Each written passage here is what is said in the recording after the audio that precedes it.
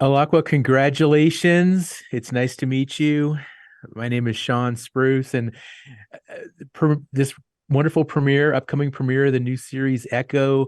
What excites you most about being the star of a show that draws from such really cool contemporary and also historical indigenous storylines? Obviously, the representation and the authenticity of it, because they're choosing a person to represent an indigenous character and a deaf person to represent a deaf character. And so the authentic representation is right there. And we don't see that a lot, at least back in the day. Now we're starting to see more of it in Hollywood. And so I'm very proud of that. But even though we still need to work on it more, but I am very excited about the authentic representation we're all going to see on the screen. Now, you hadn't done a lot of acting before you first got the role of Echo in the Hawkeye series a few years ago. How did you develop your acting chops so quickly? You're fabulous on screen. Oh gosh, thank you. But yeah, you're right. I had no acting experience until I started on Hawkeye, and then they provided me with an acting coach. And it was an ASL consultant also that helped me translate the lines that was deaf. And so I was very fortunate to have those kinds of people there to provide me with that support and help me navigate through this role. Now, the fight scenes are fantastic. I got to ask, do you do your own stunts?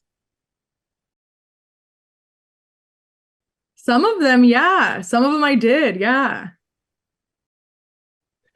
Well, the character of Maya just epitomizes confidence and strength and perseverance, an indigenous woman, but Maya also has a nurturing and a kind aspect as well. And how do you draw from your own life experience when you portray Maya on screen?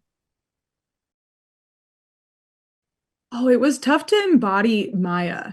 I did have a difficult time, but I had to help myself by watching some YouTube videos or movies that, have a complicated character in it, and I would study them and I would start to feel like I was able to embody Maya until that moment I was able to fully embody Maya.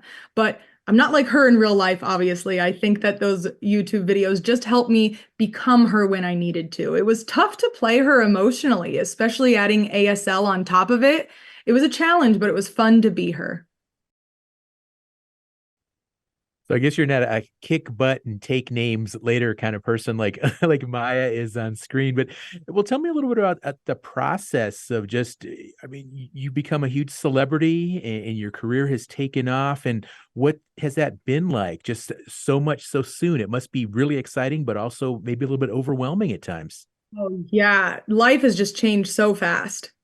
It's been very overwhelming. I remember before I wanted to be a world traveler and I was job hopping. I was collecting money and I would quit and then I would, travel and then I would quit. And so now I have a stable job and, I know what I want to do with my future. And I have a lot of responsibility to advocate for the three underrepresented communities that I am representing. So it's a big change to what I was living before this. And as a representative of Native American people and Native American culture, what is it that you most want to provide as a message for audiences, both Native and non-Native alike?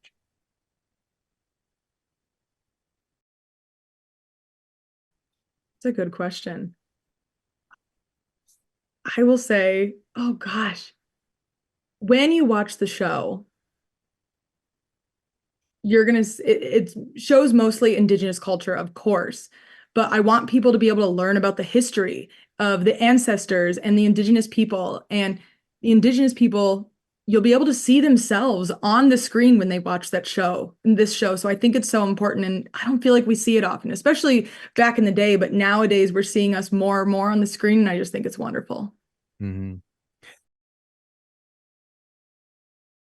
Alaka, I want to ask you a question because I know that in some parts of the deaf community, um, deaf people don't consider them not being able to hear a disability. In fact, I've also heard them say that it's people like me, hearing people, who actually have a disability.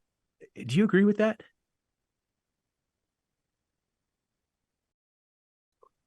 Yeah. That's a good question. Some deaf people don't view themselves as a person with a disability, but of course we have some benefits. You know, we rely mostly on our eyes and we're able to catch a lot of things with our eyes that maybe hearing people won't be able to catch.